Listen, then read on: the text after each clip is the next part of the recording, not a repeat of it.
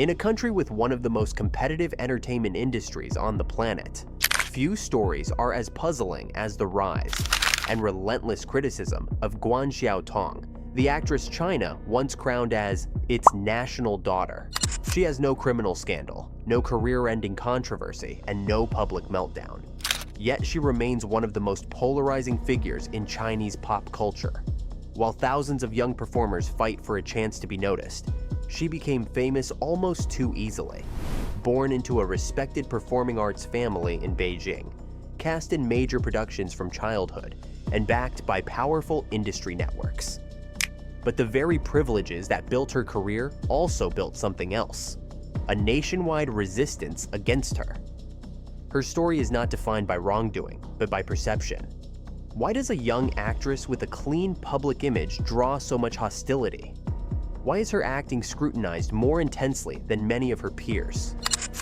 And why did her high-profile relationship with Lu Han, one of China's most influential male idols, ignite one of the longest fan wars in C entertainment history? To outsiders, the backlash seems irrational. To insiders, it reflects a deeper struggle within modern Chinese celebrity culture: the collision of privilege, fandom, fairness, and public resentment. This video investigates that collision. It uncovers the hidden pressures, the public expectations, the anti-fan machinery, and the social dynamics that transformed Guan Xiaotong into a symbol of everything Chinese audiences love to question and love to hate. Her mystery is not why she fell, but why she was never fully embraced in the first place. To understand why Guan Xiaotong became one of China's most criticized actresses, you first have to understand where she comes from. Long before she appeared in glossy posters or headline dramas, she was already part of a lineage that carried enormous weight within the Chinese entertainment world. Born in 1997 in Beijing, she grew up surrounded by artistic prestige. Her father, Guan Xiaotong, is a well-known actor and stage performer, and her grandfather, Guan Xiaotong, was a revered master of Peking opera, an art form deeply woven into China's cultural identity. In other words, Guan Xiaotong never entered the industry. She was born into it. This heritage became both her greatest advantage and her greatest burden. At an age when most children were learning to read, she was already stepping onto film sets, playing roles in major productions, and being groomed for the spotlight. By the time she reached her teenage years, she had appeared in more projects than many actors manage in an entire career. But the ease of her early success triggered a reaction the industry knows all too well. Audiences began to view her not as a rising talent, but as a beneficiary of inherited privilege. In a country where millions dream of breaking into the entertainment industry, being born with the door already open is rarely forgiven. As she grew older, the roles only got bigger. Production companies favored her. Streaming platforms favored her. Variety shows courted her. By the time Tencent began positioning her as a top-tier leading actress, a narrative had already formed. She didn't earn her opportunities, they were handed to her. Fair or not, this perception hardened into something toxic, and it shaped the public's expectations in a way that no young actress could realistically meet. The more projects she booked, the more the audience questioned her legitimacy. This set the stage for a paradox that would define her entire career. Because in the Chinese entertainment ecosystem, fans often crave fairness, the idea that success should feel earned through struggle. Guan Xiaotong's upbringing, talent pipeline, and effortless access to resources broke that illusion. She became a symbol of nepotism, whether the label was justified or not. And once audiences decided she represented privilege, everything she did, every project, every casting decision, every award, was filtered through skepticism. The irony is that none of this was her fault. She didn't choose her family. She didn't choose to begin acting at 4 years old. She didn't choose for major platforms to push her as the next national idol. But perception often outweighs reality. And by the time she reached adulthood, the public had already constructed an image of her, the princess actress who never experienced the struggle everyone else did. This is the quiet origin of the backlash against Guan Xiaotong. Before the acting controversies, before the styling criticism, before the romance with Lu Han ignited the internet, a foundation was already laid. One built on envy, expectation, and a deep suspicion of inherited success. And once that foundation hardened, everything that followed only made it stronger.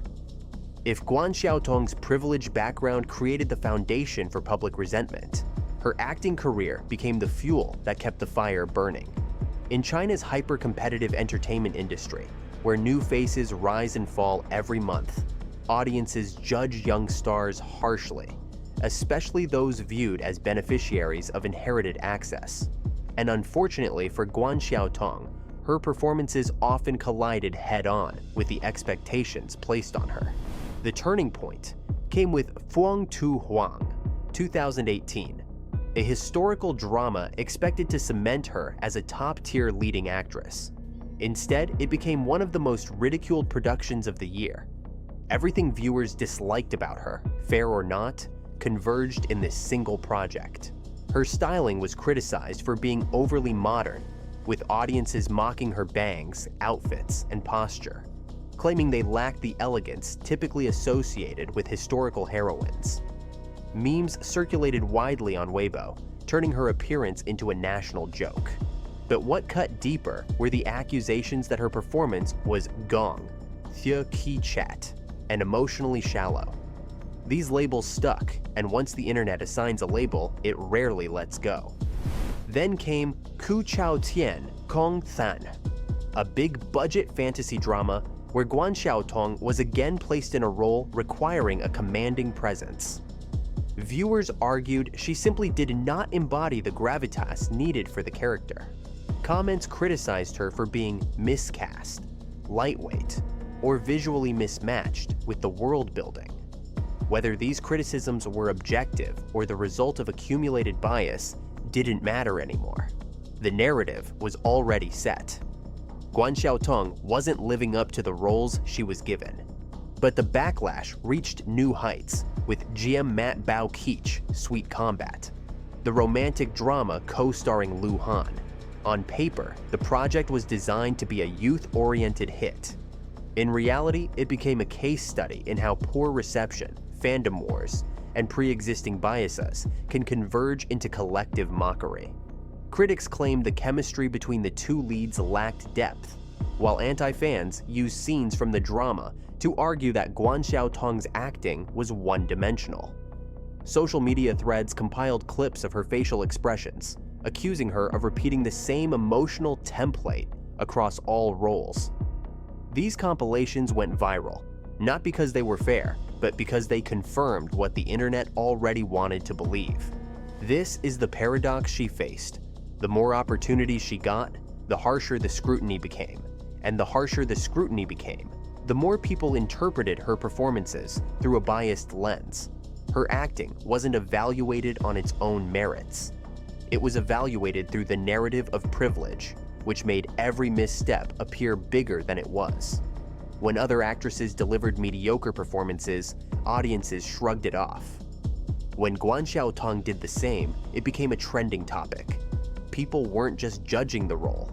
They were judging what they believed she represented.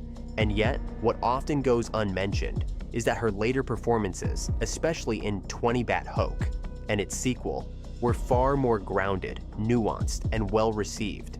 But by then, public perception had hardened.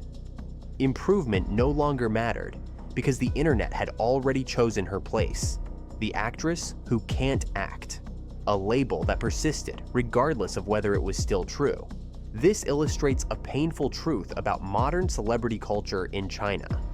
Once the audience decides you are a privileged star, they subconsciously root for your failure. Even when you succeed, they find ways to turn your success into another reason to dislike you. And Guan Xiaotong, carrying both the weight of her family's legacy and the expectations of a national spotlight, became the perfect target for this phenomenon. Her acting controversies weren't just about talent. They were about timing, perception, and a public desperate for authenticity in an industry filled with privilege. And this hostility set the stage for the moment that truly changed everything. when her personal life collided with one of China's biggest fandoms.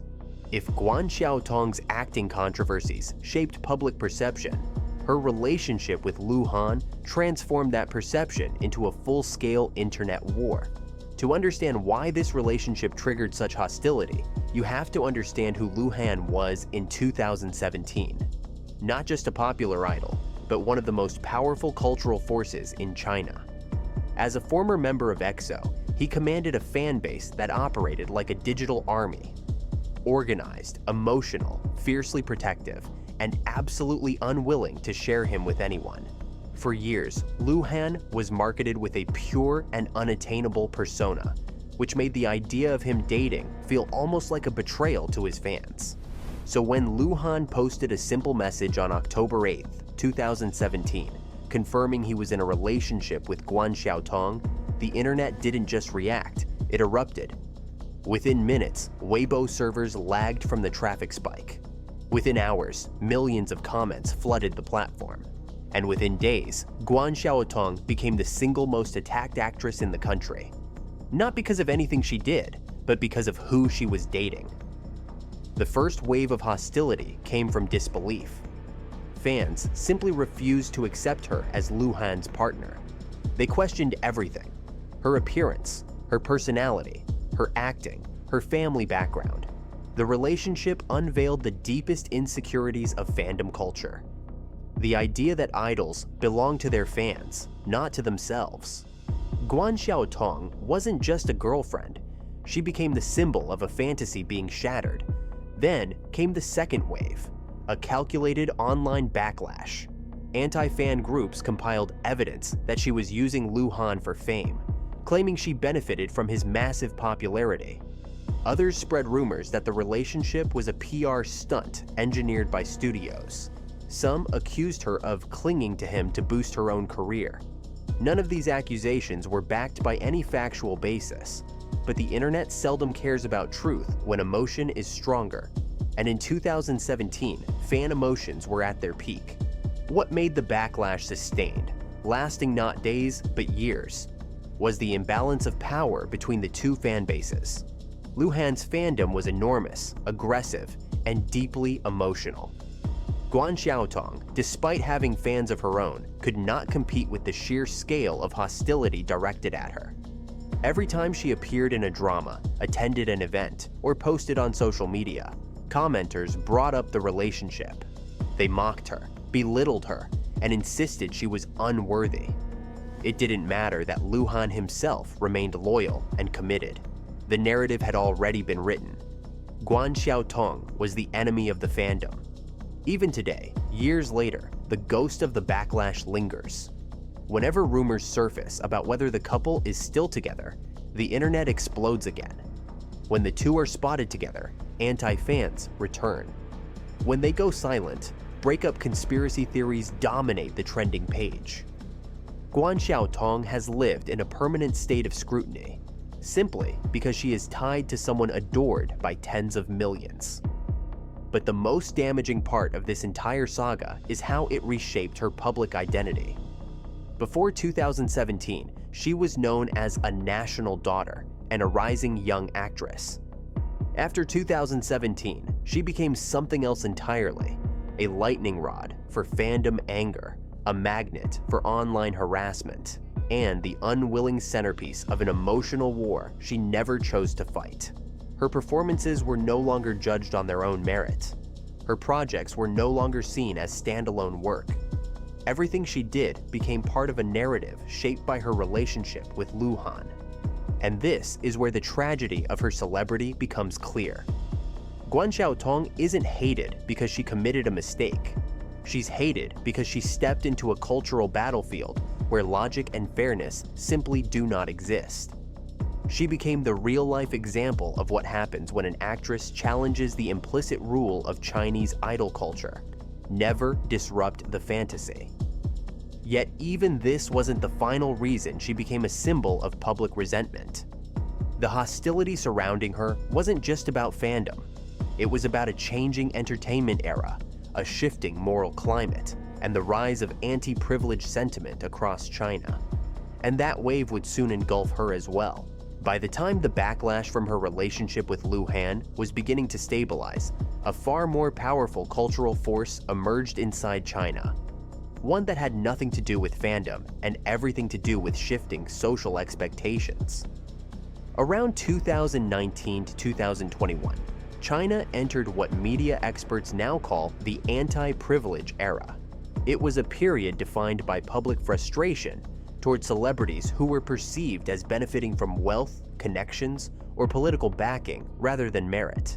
And few public figures embodied this pattern more clearly, or more unintentionally, than Guan Xiaotong. For years, audiences had watched her move seamlessly through the industry. Major roles, year-round exposure, brand deals, variety shows, and primetime series. But when national sentiment shifted toward criticizing inequality, her long-standing advantages, once merely resented, became outright intolerable to many viewers. She became the face of everything the public felt was unjust about the entertainment system. The idea that certain stars were immune to market forces, insulated from failure, and elevated not because they were the best, but because they were supported by powerful structures. The turning point came when commentators began referring to her as the Beijing princess, a label that carried more weight than anyone expected. It didn't just imply she was privileged, it implied she was untouchable. And nothing fuels public resentment faster than the belief that someone has succeeded without consequences. When her dramas performed poorly, she still received new opportunities. When her acting was criticized, producers continued to cast her as the lead. When other actresses vanished after a flop, she remained visible. To a public becoming increasingly sensitive to privilege, this pattern felt like proof of systemic favoritism, even though the reality was far more nuanced. Another factor deepened the divide: the rise of platforms like Tencent, Ikie, and Youku, which aggressively pushed their chosen faces to dominate the market. Guan Xiaotong's close association with Tencent, one of the most influential entertainment entities in the country, made her an easy target. Whenever Tencent promoted her over other actresses, audiences read it as manipulation, not merit. They believed she represented an industry where decisions were made by relationships, not audience preference. This environment coincided with the government's tightening control over celebrity culture, promoting values like modesty, discipline, and moral correctness. Ironically, Guan Xiaotong fit these values perfectly: clean image, stable lifestyle, no scandals. But the public wasn't searching for moral icons. They were searching for authenticity, and her perfectly curated image made her look, in their eyes, like a product of the system rather than a genuine performer. Even improvements in her acting could not reverse the tide. When she delivered stronger performances in 20 Bat Hoke and received praise from critics, online audiences dismissed it as expected, not enough, or too late. Her reputation had solidified long before the roles did. In a paradox unique to China's entertainment ecosystem, audiences didn't dislike her because she failed. They disliked her because she never failed publicly. She never hit rock bottom, never had a dramatic scandal, never disappeared long enough for people to miss her. She was always there, always visible, always promoted. And visibility in a market saturated with competition often breeds resentment. Yet the most damaging part wasn't her privilege. It was the perception that she was immune to the consequences that other actresses faced. When peers were blacklisted, she kept working. When others lost brand deals, she signed new ones. When dramas flopped, her career didn't collapse. People began to feel that the system protected her. And in a cultural climate hungry for fairness, being protected was viewed as an unforgivable sin. This is the deeper reason why Guan Xiaotong became so polarizing.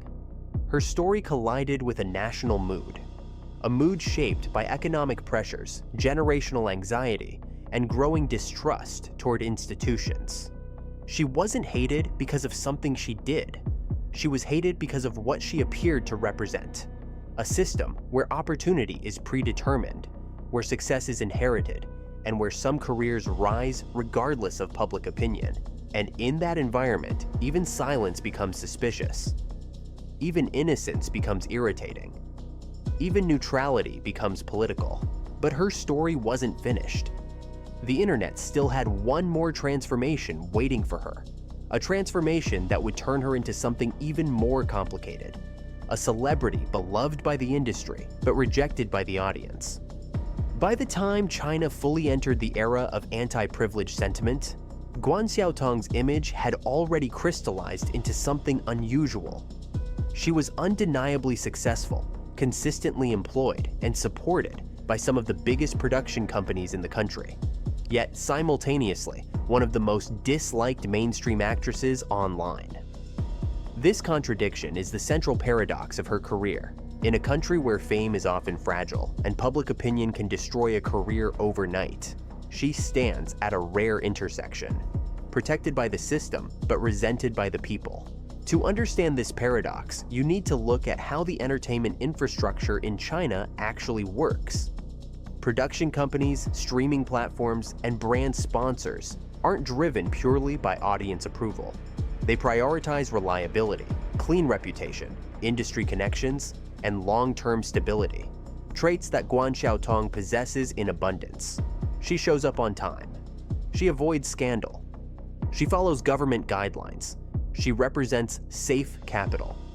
For studios trying to avoid risk in an increasingly regulated economy, she is the ideal collaborator.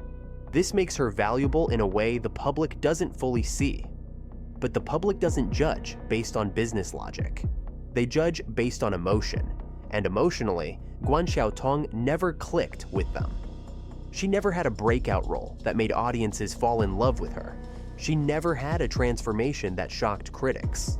She never had a hardship story that generated sympathy.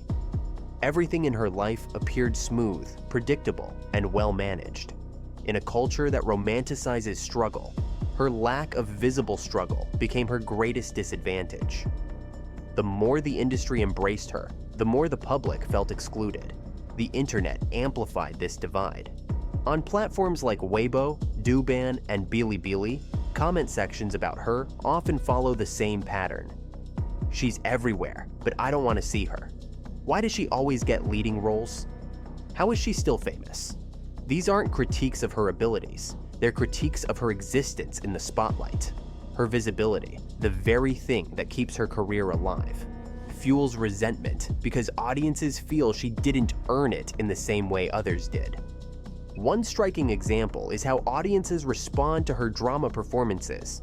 Even when she delivers objectively improved acting, like in 20 Bat Hook, online reactions still fall into two camps: those who praise her and those who insist the industry is overhyping her.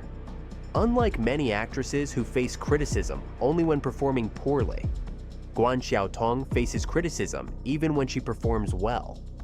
This reveals the core of her paradox. Public perception is no longer tied to reality.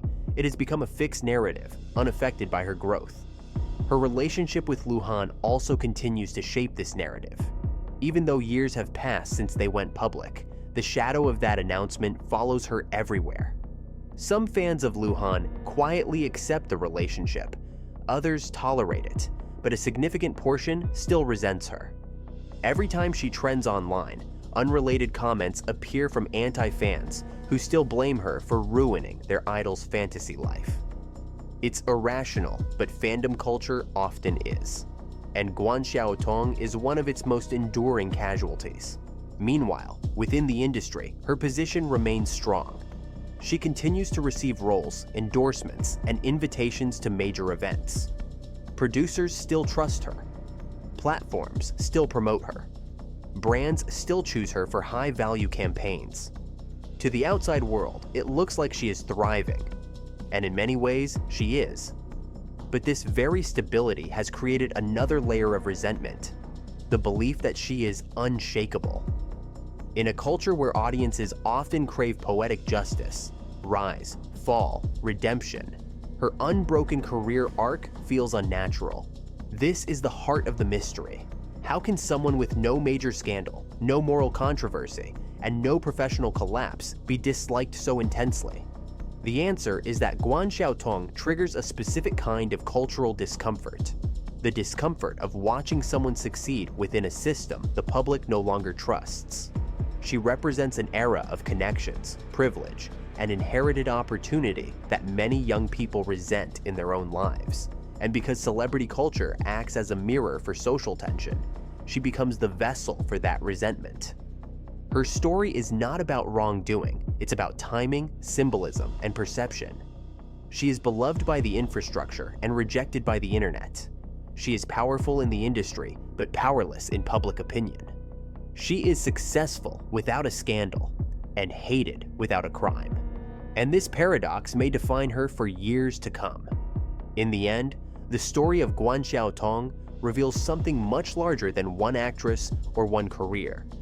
It exposes the tension at the heart of modern Chinese entertainment, a system that rewards stability and privilege, while the public increasingly demands authenticity, struggle, and merit.